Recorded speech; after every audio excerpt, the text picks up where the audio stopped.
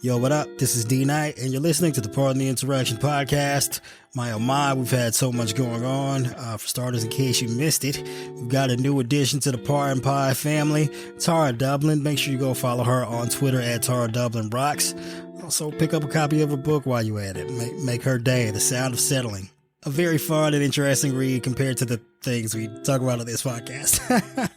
But yeah, we're heading toward the do or die time for the 2024 election. Go ahead and hit up JoeBiden.com. Get that man like $1 a month or something. Help his campaign staff up and get prepared to try and save our democracy. And make sure to grab like one other person you know and tell them about the podcast. Make sure they subscribe and tune in every single week. We got a lot of things coming up for you this year. We need all the support that we can get. So if you do your part and help us grow our audience, we'll do our part and help elect Joe Biden in 2024 and save American democracy.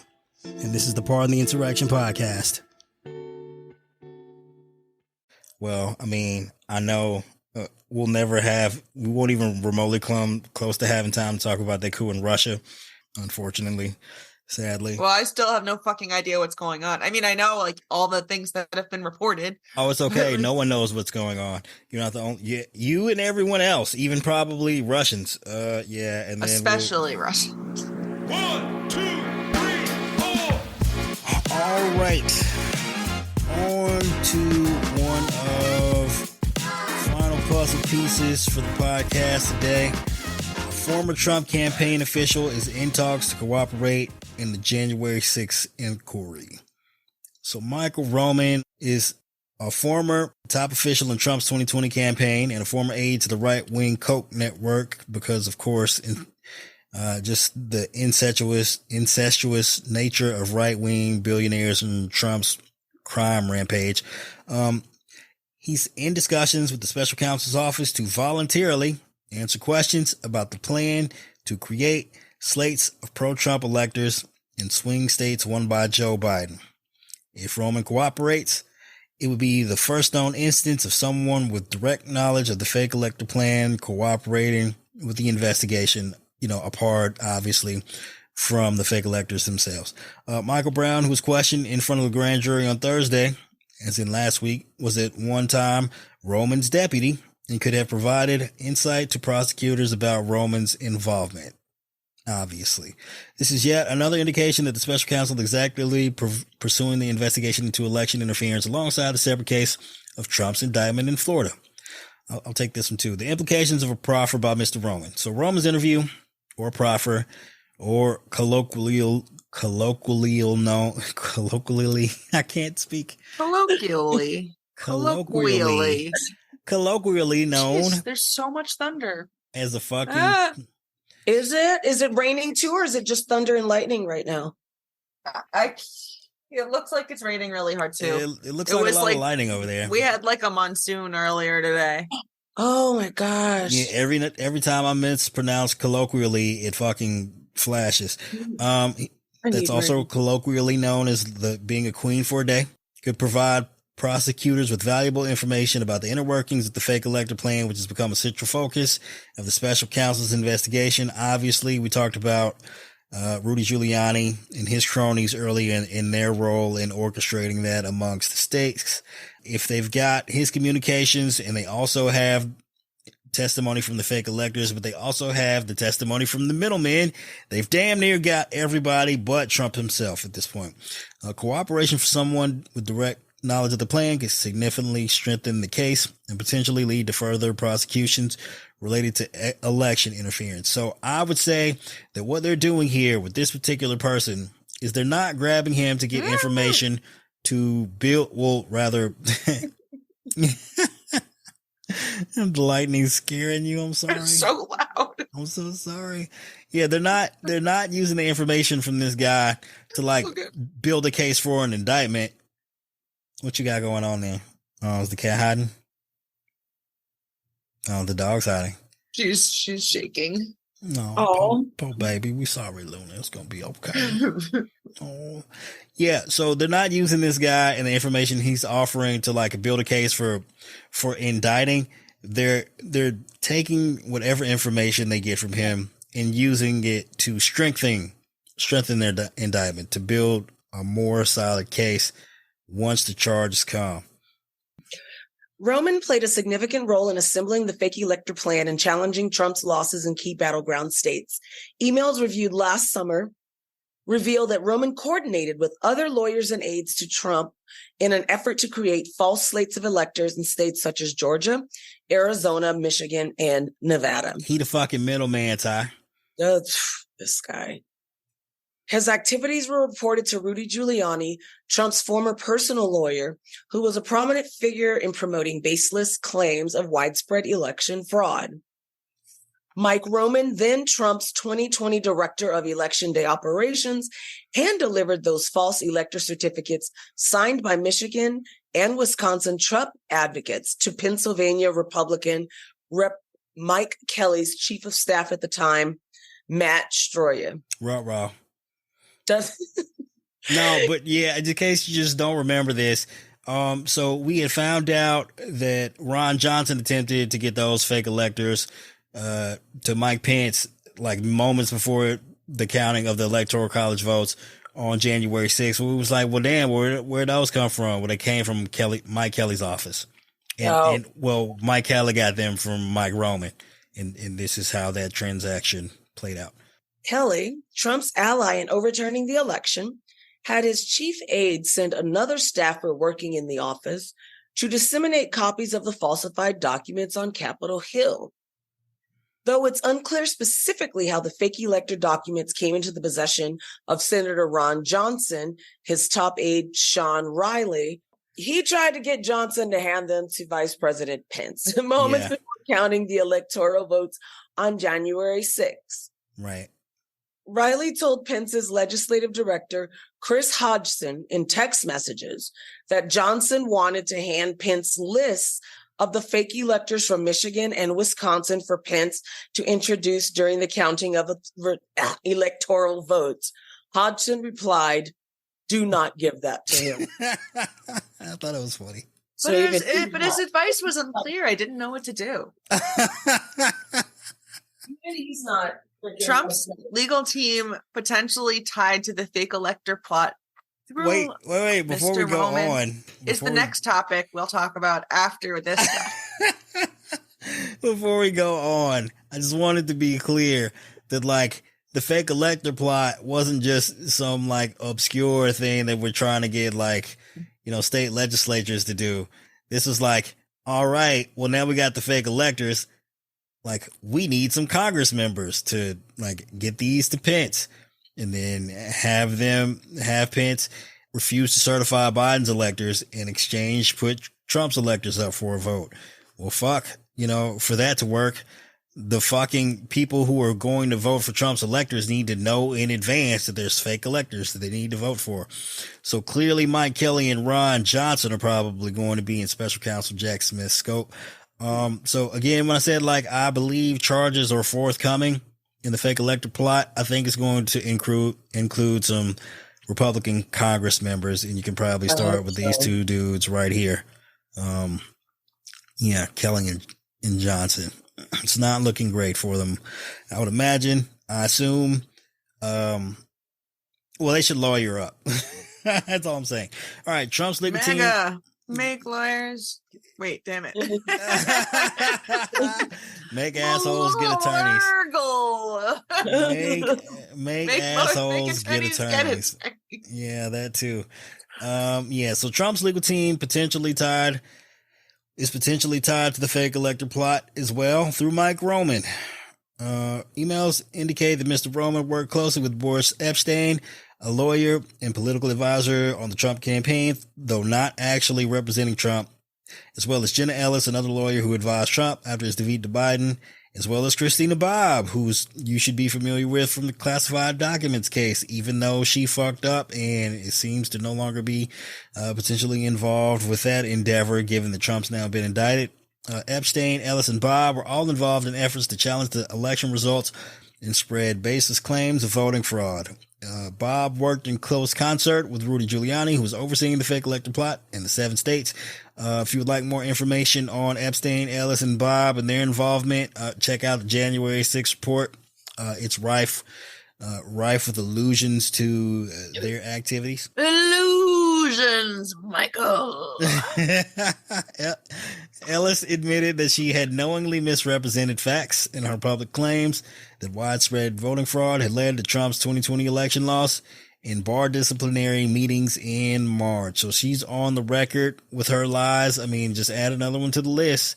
They're falling like flies. I mean, you're trusting Jenna Ellis and Rudy Giuliani. Like, he deserves everything that he gets. Yeah, absolutely. I mean, what's also incredible is just the number of fucking people willing to lie publicly about this shit. The plot involved a wide range of individuals, including pro-Trump lawyers, state rep officials, a number of elected GOP officials, and White House aides, and aimed to pressure Mike Pence to use false slates of electors to disrupt the congressional certification of the election outcome on January 6th, which we've talked about to no end. When Mike Pence made apparent his refusal to follow through with that plan, the certification of Biden's electors was then disrupted with a violent mob stormed the Capitol. So, long story short, with the fake electors plot, when they couldn't get the state legislatures to do this themselves, they're like, all right, we'll just have some random dudes show up and be like, all right, we're fake electors, and have some GOP state legislatures sign off on that. Well, they had to get that shit to D.C. before January 6th for the certification. Apparently, Roman and individuals associated with Mike Kelly were involved in taking those fake electors, getting them to Ron Johnson's office, and Ron Johnson was responsible for getting them to Pence. So, like, all good, right? Here's the fake electors.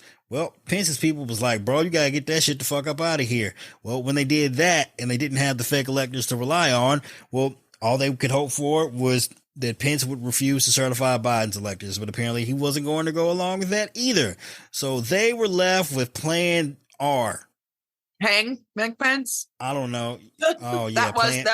I'm sorry. That was the plan at that point, right? Yes, plan H, hang Mike Pence. So this particular part of the plot, not necessarily involving hang Mike Pence, but we'll get to that in just a second. He left them no choice. I mean...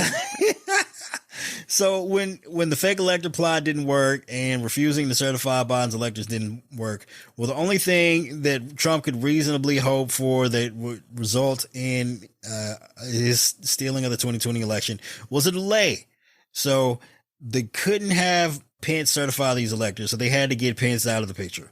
Well, what's a good way to do that? Well, you got a fucking violent, angry mob of armed supporters willing to storm the Capitol and interrupt the counting. It's ironic that one individual, Ted Cruz, was involved in objecting to, I think, was it Arizona, the counting of Arizona's electors, which prolonged the counting of the electors in general, which gave the mob time enough to storm the Capitol, get to the Senate chambers, and fucking close up shop. Obviously, and I don't think this is the case, but what they were thinking, I imagine, is, you know what's better than a temporary disruption of Mike Pence counting the Electoral College votes? Well, what if he wasn't alive, and then there would be no one to certify Biden's electors? Except for Nancy Pelosi. I'm assuming that they believe, according to the Electoral Count Act, that Mike Pence was the only individual qualified to preside over the proceedings where the votes were being counted. So they're like, well, we'll just take him out. And then by some shenaniganery fucking situations, the votes for who would become president would go back to the state legislatures if the Electoral College votes weren't counted and certified at the time. And so the state legislatures would each get a vote, 50 states, a majority of which were run by conservatives. So they assumed that through that means that Trump would eventually become president if they had delayed the counting of the Electoral College votes long enough. So there you go. There's the whole plot. Laid it out for you. They got all the individuals involved, from the people on the ground, the people at the bottom of the pyramid, the fucking fake electors, to the Romans in the middle, and, you know, the Giulianis and the Bobs near the top, the individuals responsible for the plotting and orchestration of this across all the states. And they're looking at all of the information that they've gathered from all these various areas to figure out if they can nail Trump for giving them the order. I don't think Well, we ever have. Well, yeah, I don't think we'll ever have to talk about the fake elector plot on the podcast again after this, right? Because we pretty much kind of gave it. Oh, we covered it. we'll never have to bring it up again, and we'll just be like, hey, just go listen to the other podcast where we talked about it to no end. To no end. All right. The co-conspirators appear to be aware of the illegality. Some individuals involved in the fake elector plan, including Jack Wilenchik, a lawyer organizing pro-Trump electors in Arizona, acknowledged the plan's legal dubiousness in emails. And by legal dubiousness, we mean abso-fucking illegality. Yep. We would just be sending in fake electoral votes to Pence so that someone in Congress can make an objection when they start counting votes. Ted Cruz. Arguing that the fake votes should be counted. Jack Wilenchik wrote in a December 2020 email to Epstein. Wilenchik wrote that calling them alternate electors was probably better than fake electors in a subsequent email adding a smiley face. These fuckers knew what they were doing. And they knew it was bad, but they were just hoping that the government would be overthrown and they just wouldn't find out. Nobody would find out. Like they really thought they were going to get away with it. You don't try a coup if you don't think you're going to get away with it. It's usually I don't know. You might want to ask Victor Prigozhin about that. He probably thought he was going to. I don't know. It was like this plan was so intricate. I'd really like to know when it started because these people are too fucking dumb that it couldn't have come. And it was coordinated between so many states. And then here, if Giuliani was central to, the fake elector plot coordinating with all these states, they had to all be in concert and know what the hell they were doing so that they were all on the same page. Lots of emails, Ty. Lots of emails. Good God. These people I think we'll man, okay, look, we've already been at this too long. I won't get into too much detail, but I think specifically the possibility of the plot actually originated before the November election, but they didn't seem to have organized the implementation of it until afterwards, a couple weeks. Yeah. But they got right on it and they went at it hard and they tried to rope in a number of people. And it's just a fucking shit show. I mean, you're right. It's very intricate, involves a number of people. I originally speculated at the beginning of the investigation that hundreds of people would get indicted in this plot. I appear to have been wrong about that because it appears the fake electors, at least for the large majority of them, appear to be witnesses. So I don't think they'll end up being targets that are indicted. But they're going to get Trump's lawyers. They're going to get the Roman guy. They're probably going to get a couple members of Congress. Certainly going to try and get Trump. As long as we indict the best people. We didn't have time to get into this, but like Trump's team thinks Mark Meadows. Yeah, the best indictments. The very best indictments. We didn't have time to get into this either. But Trump's team thinks Mark Meadows is a fucking rat. Because he been silent on all fronts as far as Trump's team is concerned. He appears to have testified to Jack Smith's grand jury. And if that's the case, we had those rumors that he was going to plead guilty to some misdemeanor charges in exchange for his cooperation. I mean, rumor mill, of course, obviously, but there could be some truth to that. And if that's the case, if they got Mark Meadows, I mean, he is Trump's guy. I mean, I'm sorry, I keep doing this. So Trump has the proclivity to not use his own phone to do his dirt, and instead does one of two things. He uses intermediaries, or he uses his intermediaries' phones to communicate. Mark Meadows at the time was his most trusted intermediary, probably helping to coordinate all of this shit. The fake electors, plotting for January 6th, or at least a rally, at least in communication with Roger Stone. He knew about the Oath Keepers and Proud Boys. Apparently those came up, as it was revealed in the January 6th hearings. They got Mark Meadows. They got all of this shit. It's over. It's a wrap. It's just, it's just inevitable. Like we told you with the documents, Like, we told you, listeners. We told you. We was like, Trump's going to go to jail for this. He's going to get indicted. And people didn't fucking believe us, but we told you months ago it was going to happen. Well, trust me on this. It's going to happen with the documents, or rather the fake electors, especially. There's some people in such denial about it. I have a friend who's still like, I still think nothing's going to happen. I'm like, what do you mean? He's been indicted. He's been indicted already. She's like, yeah, well, still, I don't think anything's actually going to happen. He won't face any consequences. I'm like, okay, does your friend have an explanation as to how he's going to like dodge accountability, given the fact that he's been indicted with? Just it's never happened before. So okay, well, can you play her this episode of the podcast, and we should just like tell her to start at the beginning where we play the fucking tape recording of Trump confessing the crimes, and she'll end at the part where I talked about her, and then she's mad at me. Oh yeah, well maybe don't. Maybe Carol, what the fuck? Maybe don't point her to the podcast in that case. All righty. My friend is great, whose name I never mentioned. Okay, so Project Coconut and other investigative steps. Well, I think we skipped a part here. Yeah. Timeline of the investigation / witness testimony. I'll fly through this. The FBI opened an investigation into the fake elector plan in April of 22. Again, we had that article saying that, you know, Merrick Garland was waiting around and taking his time. And it was the January 6th committee whose work initially pushed the Justice Department to action. Well, that's not quite the case, because apparently the FBI has sufficient evidence to believe a crime was committed with the fake elector plot as early as April of 2022. Yep, which led to grand jury subpoenas being issued to Republican officials in several states. So they were, at the very least, on par with the January 6th committee's investigation, but well before the hearings. Witnesses included high-ranking individuals close to Trump, who were subpoenaed to testify before the grand jury about the fake elector plan and other efforts to overturn the election, including Pat Cipollone, Mr. Trump's former White House counsel. Pat Cipollone. Yeah, sorry. Pat Cipollone.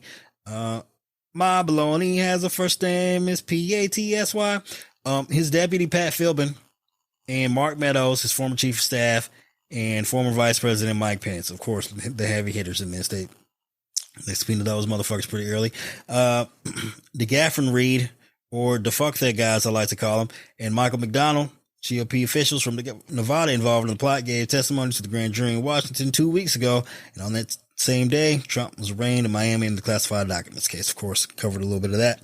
All right, so Project Coconut and other investigative steps. Justice Department seized the cell phones of lawyers connected to the fake elector scheme in June 2022. Again, before the hearings, including John Eastman, Jeffrey Clark, and later King Kuklowski. Plakowski. And then established a team of prosecutors known as Project Coconut to analyze the communications. I only included this because I thought the name was fairly entertaining and it made me giggle. Project Coconut. I mean, a bunch of nuts here. They're busting nuts. Not that kind of nut. They're busting people's nuts. Well, that's inappropriate too. This investigative step aimed to identify potentially privileged information and gather evidence for the ongoing investigation, and the team continued to expand the size and scope as it grew to include information received from Cleta Mitchell and Mark Meadows. The involvement of an expansive filter team in the extensive analysis of seized communications highlights the thoroughness and seriousness of the investigation. Man, I crammed a lot into that one fucking podcast episode. Did I not? Yeah, whatever. Yeah, it was a lot. Whatever, dude. You're like, I'll just take all of them, and Carol never gets to say anything. Well, it's not that. It's just like, I don't want to keep you up all night. It's already midnight where you are, and I'm Girl, I wanted to get it over with because I thought you looked tired.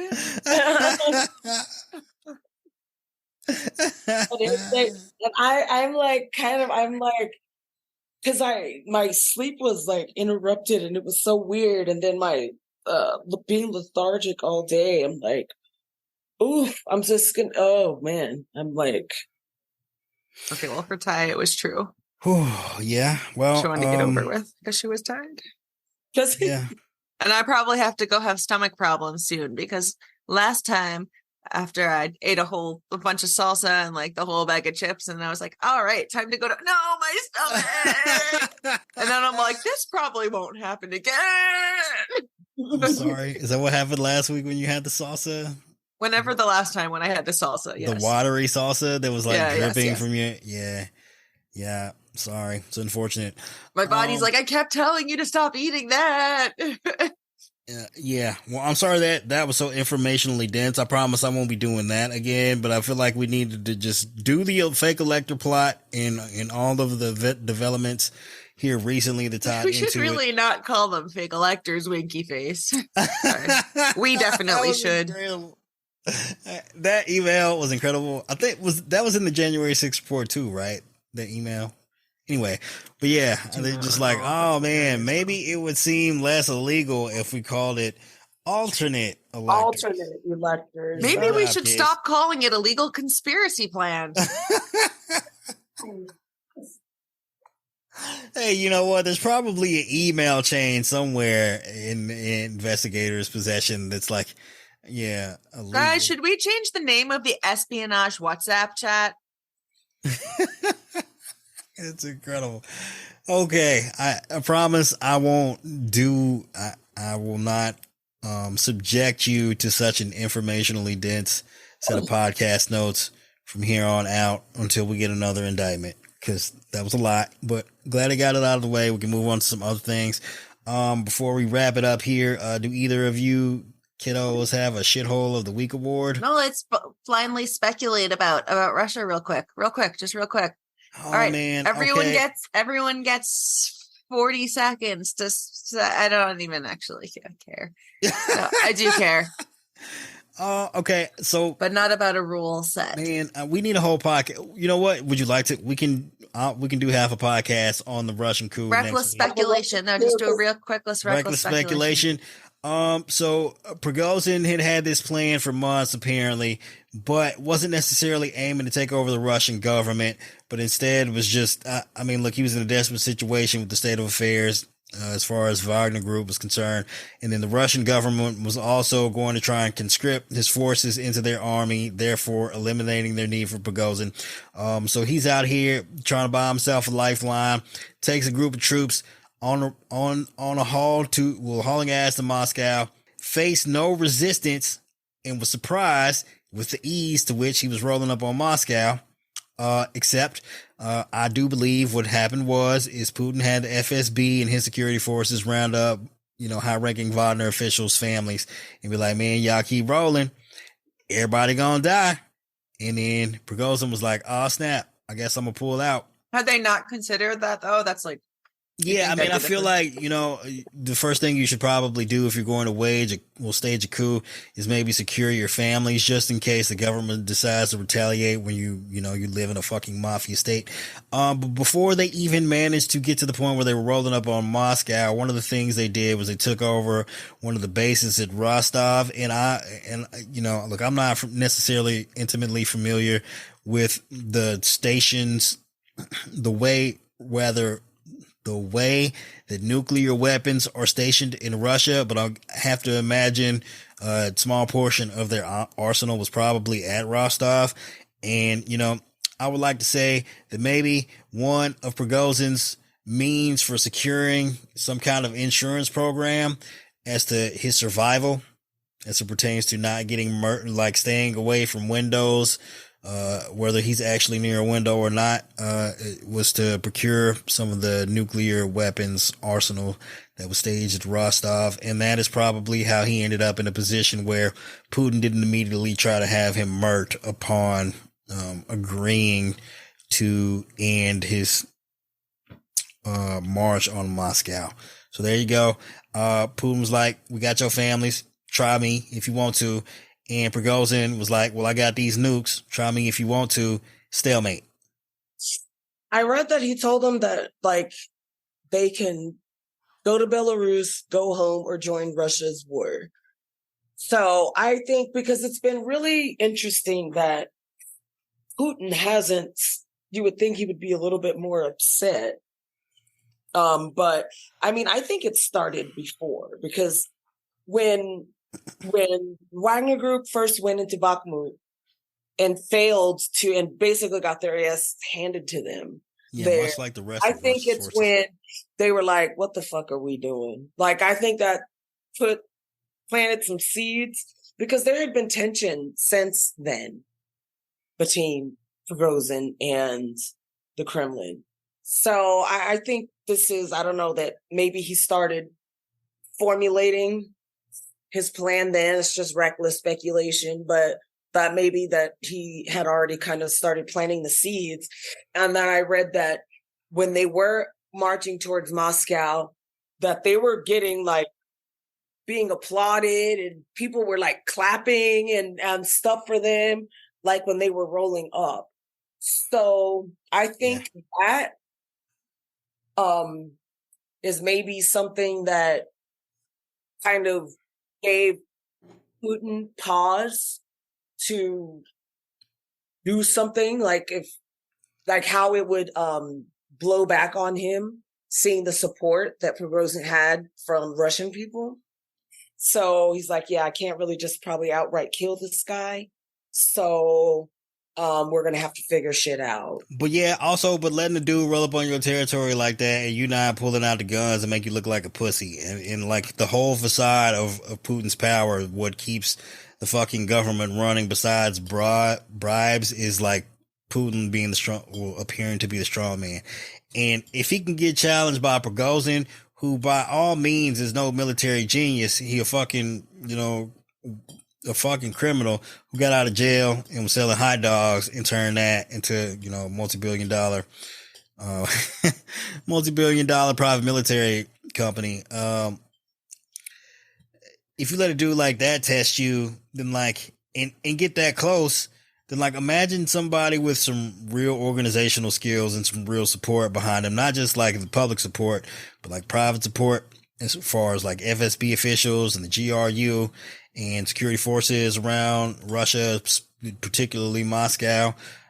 Also, who might have some connections to the oligarch buddies who Putin's pays off in exchange for their support. Like if he can get those guys behind him, and particularly maybe strike some kind of, whoever this individual may be who wants to come after, Putin's job, could, come out and publicly ask for a power sharing agreement between himself and Navalny, who's in prison. Could cause some fucking serious trouble. Maybe get Putin up out of there. I don't know. The regime's going to fall. There's a lot of people in here who are more intimately familiar with the comings and goings of the political structures in Moscow. I'm sure. Do you even think that would be a better power structure, having it Prigozhin and Navalny? They both also like Navalny also sucks. Like everyone's like, oh, great. He's like a hero. Like, no, he's not. He's also like a super hyper nationalist. Like, yeah. Well, see what I'm saying. What's more important than whether or not any of these individuals are better than Putin is that Putin is more focused with dealing with the internal strife in Russia and that distracting him from causing havoc elsewhere in the world, especially Ukraine, right? Whatever will get him to focus on consolidating power back at home, pulling out his troops from Ukraine and bringing them back to Russia just in case, to protect from the possibility of another coup is just better for everyone involved, better for us. Like, and if someone does happen to knock off Putin, like they certainly won't be engaged in any fucking shenanigans in Ukraine or elsewhere as far as the military is concerned, because they'll be too busy trying to pick up the fucking pieces and garner support. Like, Putin is the one thing holding this shit together, and once that glue is gone, like Russia will fracture and the power vacuum created will create such a mess that at least we won't have to be dealing with them in the 2024 election. And fingers crossed, that's what I'm fucking hoping for. All right, shithole of the week award. If either of you have one, go. I'm gonna go with Greg Abbott. Oh man, he was doing all kind of shit. He was doing the most this fucking week. I'm going to go with Greg Abbott. I mean, which is pretty just what was your favorite thing? Was it like vetoing the bill requiring water breaks for construction workers? Water breaks. Oh my god. The people being sent to California. Oh. He has just literally just nonstop with the fuckery this week. And he just is a truly awful fucking person, banning the drag shows, just all of it. all of it. He's such a fucking asshole. Carol, you got anybody? That guy sounds like a real dick. Yeah. I, of course, know who Greg Abbott is. He's up there. I nominate the Ocean Gate CEO guy. Largely for one, trying to build a fucking submarine out of some expired carbon fiber materials that were apparently too old to even be used in planes. Yeah, but so far he only got 5 guys killed. How many people do you think Greg Abbott has gotten killed? Sorry, I should hear out your point. Okay. Well, by that math, I hereby award Greg Abbott with the shithole of the week award. Congratulations, you piece of shit. All right, closing thoughts, kids. Go real quick. Carol, boom, we're on the spot. We have a constant deluge in a world where there's a constant deluge of information and news, where platforms become less stable and reliable by the day. Credibility and blue question checky marks fly like. Oh, are you guys on Blue Sky? That just stuff. No, I am not. I have 2 codes. Excuse me, gentlewoman. It's my time. I'm sorry. I don't want them. I don't think there was. Just stay. You were doing such a good in your audition for like an in a world where Ty hadn't interrupted me. My closing thought was going to be so poignant, so groundbreaking. You would never know. I was just blustering my way through yet another dash line.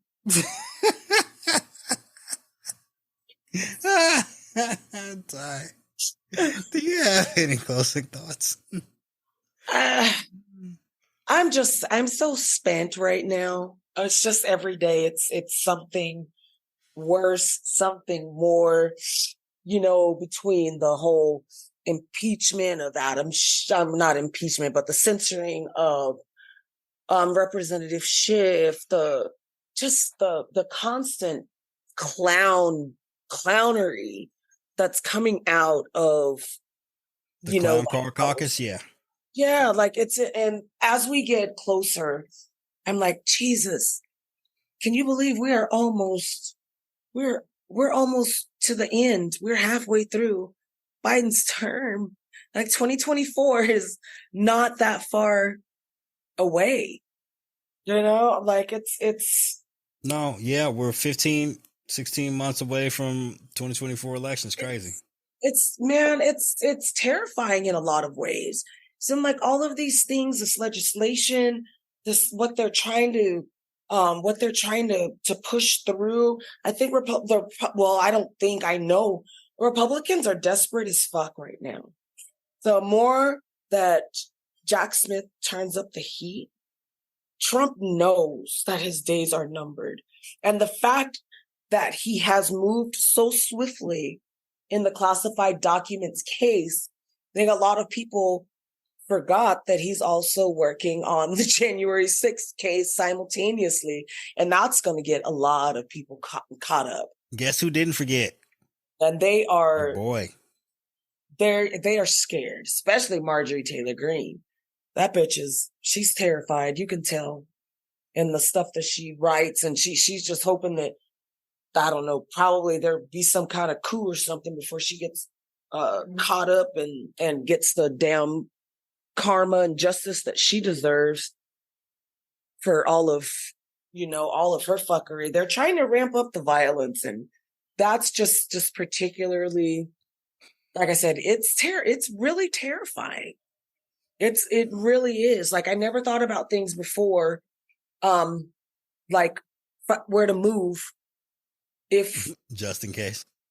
If it would be, and then like, where the fuck can I go? Like, I don't know. It's just insane. And we can't let up. I thought you were going to go to Ghana. Ghana is still on the list. It is, but if I get my little house in Anthony won't be so bad. Anthony won't be so bad. Christopher, he says he's all down So I wish you had gone before me, because my point was going to be about trying not to let the constant deluge of information overwhelm you. Oh yeah, that's what it was. And your soul. Oops. I mean, that's what I was going to get at, but then I lost it. I was like, here's me trying to give fucking advice. I'm a mess. And then I backed off of it. Yeah. We just have so much going on. And I don't know. It's just every day it's like just walking through. I'm just like in a fever dream. Just every fucking day. Yeah, it's wild bananas every fucking day. It's insane. I mean, as you can clearly tell by the way the way we do this podcast, it's like, oh, new thing broke. I'll save that for the podcast. Oh, the next day, another new thing broke. Well, I'll try to add that too. Oh, the next day, it's like, wait, I got to cancel the last thing because this is more important than that thing. And then the day of the podcast, I'm like, all right, I'm still scrambling because more shit broke today. Now I have to throw that in the notes too. And then boom, we have a fucking hour and a half long podcast.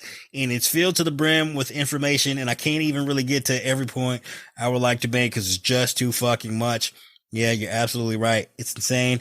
But Ty, I would love to assuage your fears, and I'm not necessarily sure how comforting this will be. But yes, I'm worried about the potential damage Republicans can do if they ever get back into the White House, especially in 2024.